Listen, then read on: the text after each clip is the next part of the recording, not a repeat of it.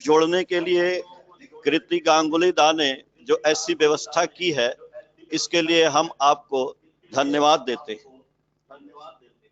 और जैसा कि आपका नाम है कृति, ठाकुर जी की एक वाणी है कि दीक्षा जानो दक्ष करती, प्रीत दीप्त करे प्राण, कूट कौशली अनुशीलन से कृति तीर्थ में कराए स्नान।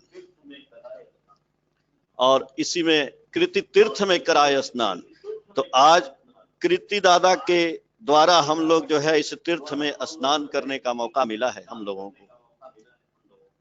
जैसा हमारा टॉपिक है कि दक्षता के लिए दीक्षा की आवश्यकता क्यों है, ठाकुर जी से ये बात पूछी गई तो ठाकुर जी ने कहा कि जैसे लिखने के लिए कॉपी और पेन की आवश्यकता है, बिना इसके हम लिख नहीं सकते, वैसे ही हमको दक्षता पाने के लिए दीक्षा रूपी अनुष्ठान की जरूरत पड़ती है। लेकिन बिना अनुष्ठान के भी हम काम कर सकते हैं, और अनुष्ठान बहुत थोड़ा बहुत होना चाहिए। ये नहीं कि अनुष्ठान के चक्कर में हम असली चीज भूल जाएं। और हमारे समक्ष जो है, जो दीक्षा की बात आती है, तो दीक्षा केवल ले लेने मात्र से हमारे अंदर दक्षता नहीं आ जाएगी। दीक्षा लेकर के हमारे ठाकुर जी ने जो बोला है, जो हमको यजन याजन इष्टवृत्ति स्वस्थैनी और सदाचार की ये नीतियां विधियां बताई हैं, उस नीतियां विधियों को पालन करने से ही हमारे अंदर वो दक्षता का परिपालन होता है। वैसे तो हमारे शरीर के अंदर दक्ष होने के लिए सारी संभावनाएं हैं, लेकिन वो चेतन नहीं है। आदमी चाहता है, आदमी के अंदर क्या ऊर्जा नहीं है? ऊर्जा भी है। आदमी के अंदर कंसंट्रेशन है, आदमी के अंदर विल पावर है, आदमी के अंदर अंतर्दृष्टि है, दूरदृष्टि है। लेकिन कहा गया है ना कि जो कुछ इस ब्रह्मांड में है वही इस भांड में है। तो प्रयोजन ये है कि इस शरीर से ये सारी चीज निकलेगी कैसे, ये दक्षता कैसे निकलेगी। हम एक परिप्रेक्ष्य की बात नहीं कर रहे हैं, हम सारे परिप्रेक्ष्य की बात कर रहे हैं कि ये दक्ष होने के लिए हमारी दक्षता को निकालना जरूरी है, यानी इसको चेतन करना जरूरी है। और वो चेतनता आती है जब हम जो है सदगुरु से युक्त होते हैं, और सदगुरु से युक्त होके उनके द्वारा बताए रास्ते पर एकाग्रता से चलते हैं, तभी वो दक्षता आती है। जैसे ठाकुर जी ये इनका कबीरदास के एक दोहे का जो है उदाहरण प्रस्तुत करते थे कि कदली सीप भुजंगम स्वाति एक गुण तीन, जैसी संगति राखिए वैसी ही फल दी। कि कदली यानी केला, और सीप यानी सीप जिसमें मोती बनता है, और भुजंग यानी सांप। स्वाति नक्षत्र का पानी होता है, और वही जो है एक ही बूंद केला में गिरता है तो कपूर बनता है, और सांप के मुंह में गिरता है तो जहर बनता है, लेकिन वो जब सीप में गिरता है तो मोती बनता है। वैसे ही ठाकुर जी के नाम प्रदत्त धारा जब दीक्षा के द्वारा हमारे अंदर आता है, ये बूंद गिरती है, तो हमारे अंदर की स्पेशलिटी, हर आदमी के अंदर स्पेशलिटी भेजा गया है। चाहे वो एक जीव है, चाहे वो जंतु है, कीड़ा है, मकोड़ा है, जानवर है, सबके अंदर एक विशेष क्वालिटी है। और हमारे इंसान के अंदर तो ढेर सारी क्वालिटी है, लेकिन वो सुसुप्ता अवस्था में है। और उस सुसुप्ता अवस्था को जागृत करने के लिए हमको जो है दीक्षा लेकर के उनके बताए रास्ते पर चलना पड़ता है। वैसे ही जैसे कि हमें तैरना सीखना है तो पानी में प्रवेश करना ही पड़ेगा। सिर्फ यदि हम केवल नाव पे बैठ जाएं, तो नाव पे बैठ जाने से हमें जो है तैरना नहीं आएगा, हमें पानी में उतरना पड़ेगा। और पानी में उतर करके भी तैरना नहीं आएगा, हमें हाथ पैर चलाना ही पड़ेगा।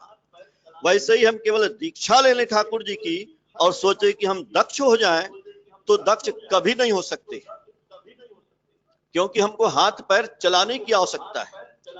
अब वो आप नाम से करें, ध्यान से करें, आप यजन से करें, याजन से करें, इष्टवृत्ति से करें, ये तो अलग की बात है। लेकिन सबसे जरूरी जो काम है, जो मैं बता रहा हूं कि दीक्षा आएगी, मनुष्य के अंदर कर्मठता आएगी, वो एक्टिव हो जाएगा, एनर्जेटिक हो जाएगा, एबिल हो जाएगा, उसकी दरिद्रता दूर हो जाएगी केवल एक काम करने से, वो गुरु को देने से। इसीलिए गुरु को हर समय अर्थ आदि कुछ भी जरूर गुरु को देना चाहिए। तो जो हमारे इष्टवृत्ति में हमारे गुरु जी ने लागू किया है कि हर आदमी को इष्टवृत्ति स्वरूप कुछ न कुछ देना चाहिए, तो कुछ देने की बात है, हम जितना देंगे उतना ही पाएंगे। ठाकुर जी बोलते हैं कि बहुत, अरे हमको कोई 100% तो देता नहीं, 16 आना नहीं देता है, कुछ न कुछ आना वो अपने पास रख लेता है, इसलिए वो 16 आना पाता भी नहीं। ठाकुर जी एक बार बैठे थे तो एक भक्त आए और उन्होंने जो है 1 रुपया अपना निकाला और प्रणामी रखा। तो ठाकुर जी भी कभी कभी मजाक कर लेते थे। तो जैसे ही वो 1 रुपया रखे और हाथ जोड़ के बोलते हैं, ठाकुर मेरे यहाँ ना बरसात नहीं हुई है, बरसात हो जाती तो बहुत अच्छा रहता। ठाकुर जी अपना गुड़गुड़ा पी रहे थे, बोले कि वाह भाई वाह, 1 रुपया निकाल के रखते हो और कहते हो कि हमारे एरिया में बारिश करा दो। बताइए, परमपिता आपके यहाँ बारिश कराएंगे और आप 1 रुपया दान करें। वैसे ही आज हम देना तो कुछ चाहते नहीं है, केवल कहते हैं कि तेरा सब कुछ अर्पण क्या लागे मेरा। और देने के नाम पे हम आज भी देखते हैं कि कितने घरों में चवन्नी से ही इष्टवृत्ति हो रही है। हम गुरुजी से लेना सब कुछ चाहते हैं, लेकिन गुरुजी को 1 कप चाय भी नहीं पिला सकते हैं। ये हमारा दिल है और ये हम उनके भक्त हैं। 1 रुपया में चाय कहीं मिलती है? ठाकुर जी को चाय पिलाने के लिए भी आज चाय का दाम 10 रुपया है, लेकिन हम आज 10 रुपया ठाकुर जी के लिए भी नहीं, 1 चाय भी नहीं ठाकुर जी को पिला सकते हैं, और पाना चाहते हैं पूरा जीवन, कि ठाकुर जी हमको पूरा जीवन दे दें। अरे भाई, जब तक आप देंगे नहीं तब तक आपको कुछ भी मिलने वाला नहीं है। अब देखिए, आपके अंदर तो सारा कुछ संभावना है, हर आदमी के अंदर। एक बच्चा जो है इंडिया में पैदा होगा, अगर उसको आप इंग्लैंड ले जाएं तो अंग्रेजी बोलने लगेगा, तमिल में जाता है तमिल बोलता है, हिंदी बोलता है, बांग्ला बोलता है, उड़िया बोलता है, सब कुछ बोलता है। क्या उसको व्याकरण सिखाया जाता है? कि लड़की को बोलते हैं जाती हो और लड़के को बोलते हैं जाता है? नहीं। स्वामी विवेकानंद ने कहा है कि education is the manifestation of perfection who is already in man. ये जितना एजुकेशन है, चाहे आपके अंदर शक्ति, दक्षता, ये सब कुछ आपके अंदर भरी पड़ी है, लेकिन ये चेतन नहीं। और इस चेतनता को प्रवाह में लाने के लिए हमें सदगुरु से युक्त होना पड़ता है, और वैसा गुरु चाहिए जो कि हमें वास्तव में इस दुनिया में हमारे को मोक्ष से भी ऊपर ले जाए। ऐसा गुरु नहीं चाहिए कि जो कबीरदास ने कहा है कि गुरु ऐसा होना चाहिए कि यदि आपके जीवन में वो मंगल नहीं कर रहा है तो हम उसको तुरंत त्याग दें। लेकिन हम तो जो गुरु पकड़े हैं वही पकड़े हैं भाई। जब हम सदगुरु किए हैं तो वही हमको अपनी प्रवृत्तियों से ऊपर ले जाएंगे। इसलिए जब गुरुजी हमको दक्ष करते हैं तो करते क्या है कि हमारी प्रवृत्तियों को इष्ट स्वार्थ प्रतिष्ठा में लगा देते हैं। इसलिए हम हमारी प्रवृत्तियां, यदि ठाकुर जी का हम नाम ध्यान करते हैं, उनका जजन जाजन करते हैं। हम ठाकुर जी से, एक विनय बाबू थे, वो आए और पूछे कि ठाकुर, हम यदि दीक्षा लेते हैं तो हमें क्या करना पड़ेगा और इस दीक्षा से क्या हमारे जीवन का उद्धार हो जाएगा? ठाकुर ने बोला कि आपको नाम जपने की जो आप बात करो, नाम जपने की भी बात किए थे कि कितना माला फेरना पड़ेगा। ठाकुर जी ने कहा कि माला फेरने की बात ही नहीं है, आपको मैं कुछ काम बताता हूं। उषा निशा मंत्र साधन, चलते फिरते जप, यथा समय इष्ट निर्देश मूर्त करना ही है तब। ठाकुर ने कहा कि यदि इतना भी काम यदि करते हैं तो इसी से आपके अंदर की जितनी दक्षता है वो सब कुछ निकल के आ जाएगी। आपके अंदर एकाग्रता आ जाएगा, कंसंट्रेशन आ जाएगा, आपकी दूरदृष्टि, अंतर्दृष्टि, विल पावर, सारे कुछ स्ट्रांग हो जाएंगे। तो आज जरूरत है, हमारे जितने गुरु भाई हैं, आज लॉकडाउन चल रहा है और मैं यही कहूंगा कि आप लोग अपने घर में कम से कम सुबह शाम समय से प्रार्थना जरूर करिए, ठाकुर जी का नाम ध्यान करिए, यानी कि उषा निशाय मंत्र साधन, ठाकुर जी का मंत्र का साधना जरूर होना चाहिए।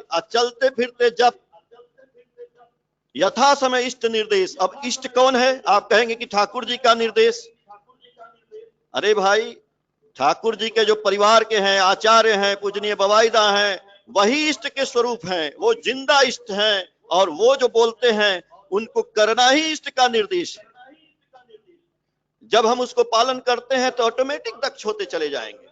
और ऐसी बात नहीं है, हर जितना भी लोग दक्ष हुए हैं उसके पीछे जो है उनके गुरु का हाथ रहा है। आप देखिए शिवाजी को, देखिए शिवाजी के गुरु थे समर्थ गुरु रामदास। और देने की जो बात है, एक बार शिवाजी बैठे थे अपने महल में और समर्थ गुरु रामदास सवेरे सवेरे दरवाजे पर आते हैं और अपना कमंडल आगे बढ़ाते हैं, बोलते हैं भिक्षाम देही।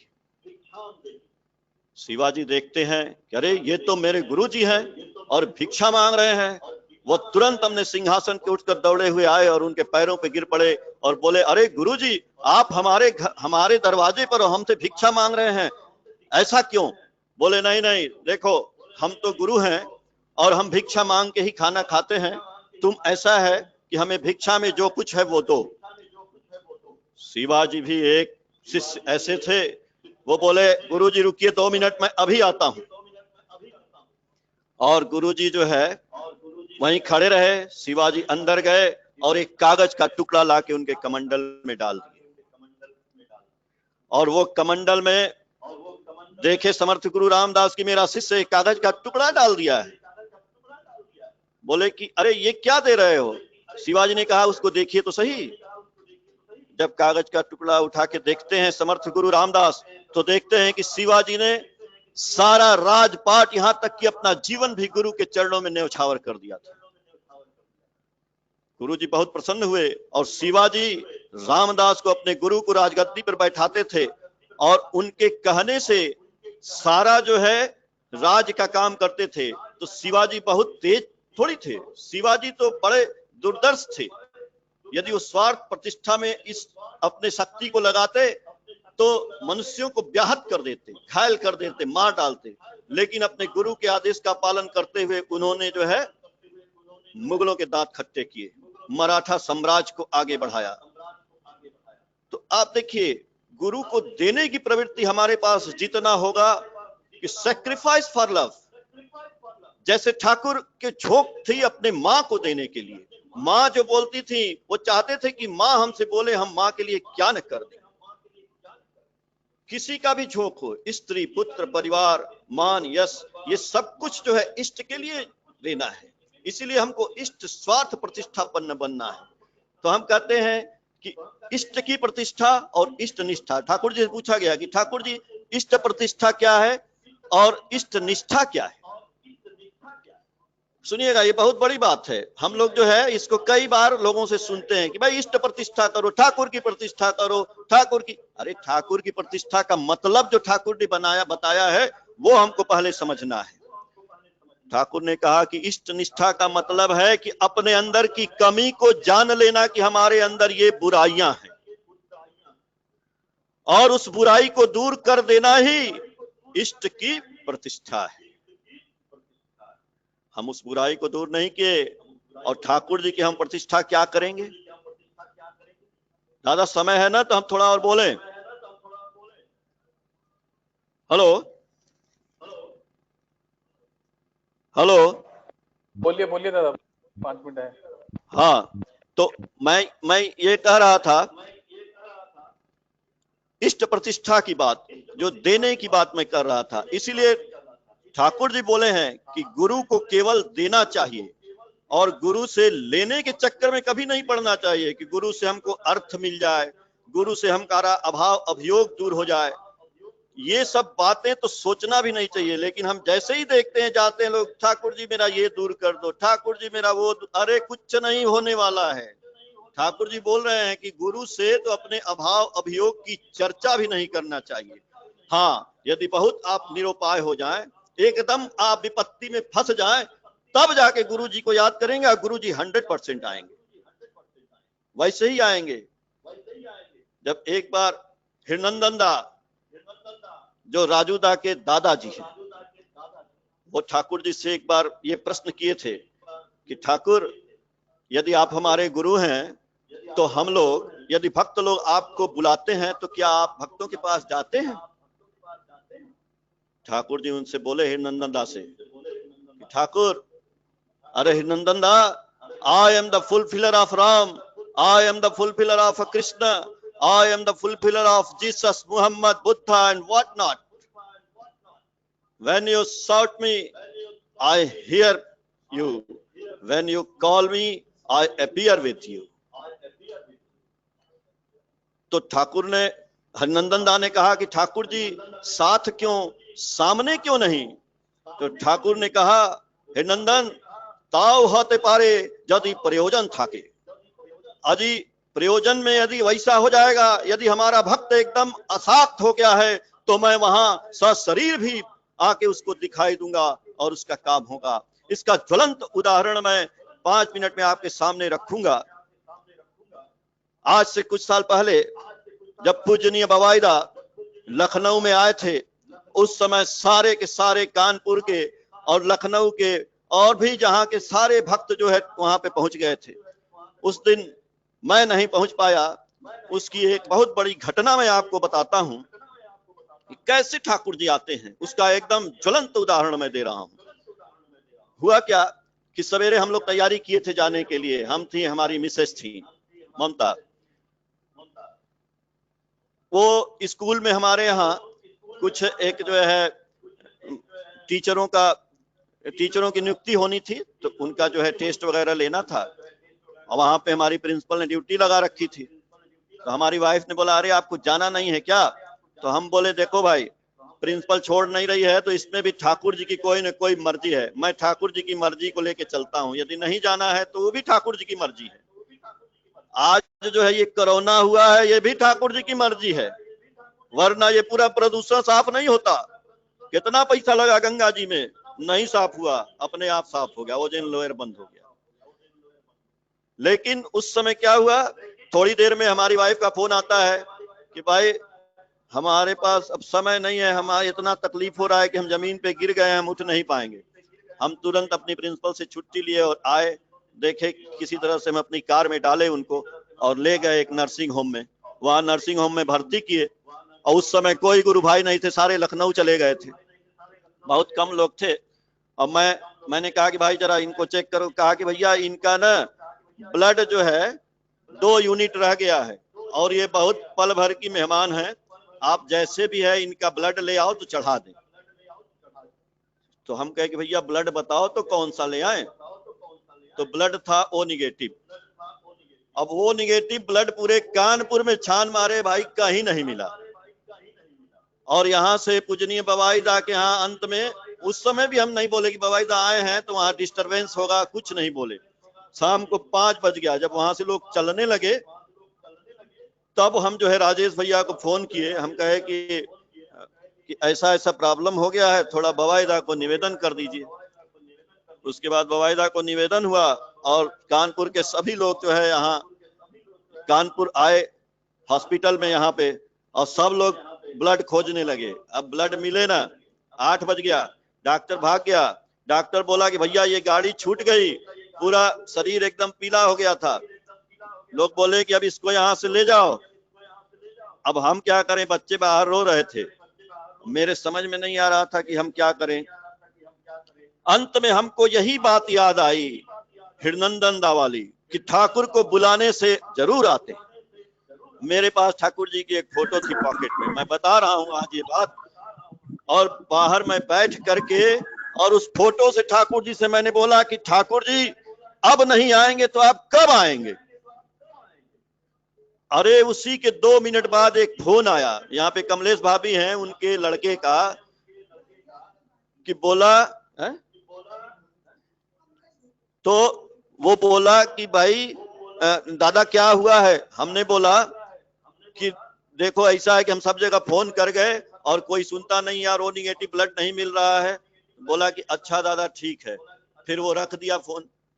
5 मिनट के बाद उसी का फोन आता है, बोला कि दादा मैंने एक लड़का खोज लिया है ग्रुप में, उसका ओ निगेटिव ब्लड है, उसको जो है तो हम कहे अच्छा ले आओ भाई, चलो देखा जाएगा। वो ले आया ब्लड। जब वो ब्लड ले आया तो अब ब्लड जो है चढ़ाने के लिए अटेंडेंट था, बोला कि भाई ब्लड ये चढ़ेगा नहीं क्योंकि नस वो सब बंद हो गई है, धड़कन कुछ नहीं है, कहाँ चढ़ाएं। तो हमारे एक ब्रदर इन लॉ है, ममता के बड़े भाई इलाहाबाद में डॉक्टर हैं, आप लोग जानते हैं डॉक्टर पंकज सिंह, वो थे वहीं पे। वो तुरंत बोले कि सुनो मेरी बहन मरी नहीं सकती है। बोला क्यों? बोले हमारे गुरु हैं ठाकुर अनुकूल चंद्र, उनका सवेरे वो इष्टवृत्ति की है इसलिए वो मरी नहीं सकती। तुम कैसे कह रहे हो कि नस नहीं चल रही है, ये खून चढ़ेगा? बोला कहाँ चढ़ेगा बताओ। तो उन्होंने पैर में देखा तो पैर में नस चल रही थी, बोले लगाओ इसको, और लगाया गया और वही खून चढ़ गया। और चढ़ने के बाद वो बैठ गई। फिर हम लोग यहाँ के बड़े नर्सिंग होम में ले गए, रिजेंसी में, और आज ये जिंदा है। उस दिन ठाकुर जी एकदम साक्षात खून लेकर के आए। अब वो लड़का नहीं आया जिसने खून दिया था, वो दूसरे हॉस्पिटल में निकाल के दिया, यहाँ खून की व्यवस्था नहीं थी। अब आप बताइए, इसीलिए ठाकुर जी की बात है, ठाकुर जी बोले थे इसीलिए कि अभाव जखन मारबे छो जा जुटे दिस पावई जो। जब भी आपके जीवन में अभाव आता है तो आप जो जुटता है उसको देने की कोशिश करिए। तो दीक्षा का मतलब है दक्षता, और दक्षता, दीक्षा से दक्षता तो जरूर आएगी। तो कौन सी दक्षता आ जाएगी हमारे अंदर? शक्ति और पैसा और रुपया, ये सब की दक्षता कमाने की बात छोड़ दीजिए। सबसे बड़ी दक्षता आएगी गुरु को देने की। इसलिए जब भी आप ठाकुर जी के यहाँ जाइए, देवघर जाइए, देखिए हमारा ससुराल वहीं पे है, हमारे ससुर ने हमको दीक्षा दिया है, सदन प्रसाद जी ने और सदन दा। लेकिन जैसे हम जाते हैं अपने ससुराल में, सबसे पहला क्वेश्चन आके करते हैं, 85 साल के हैं, कहते हैं अरे सुनील जी आप ठाकुर जी के लिए क्या लाए हैं? तो हम पहले चले जाते थे, हम कहे कि अरे लाए क्या है, यहीं से खरीद लेंगे। बोले बिल्कुल नहीं, आप कानपुर से आते हैं तो कानपुर से लाना पड़ेगा आपको। दादा के लिए, ठाकुर जी के लिए, बवाईदा के लिए, बोधी के लिए, कम से कम 4 लोगों के लिए जरूर लेके आया करिए, और कानपुर से ही लेके आया करिए।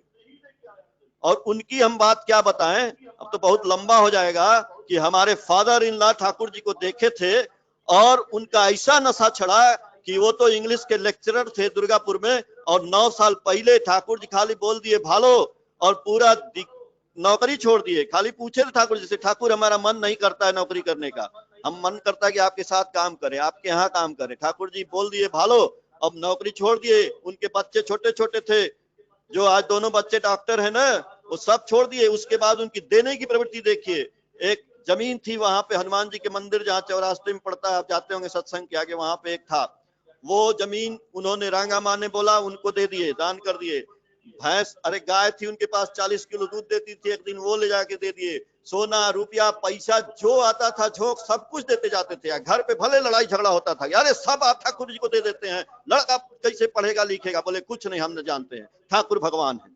और उनकी कृपा से, ठाकुर जी की कृपा से, दोनों बच्चे एक साथ जो है एमबीबीएस की परीक्षा दिए, और दोनों पूरे दुर्गापुर में हल्ला मच गया। वही दोनों लोग एमबीबीएस हुए, आज दोनों डॉक्टर हैं। और उतना ही नहीं, उनके घर में डॉक्टरों की लाइन लग गई, उनके दोनों बच्चा लड़की सब डॉक्टर हो गया।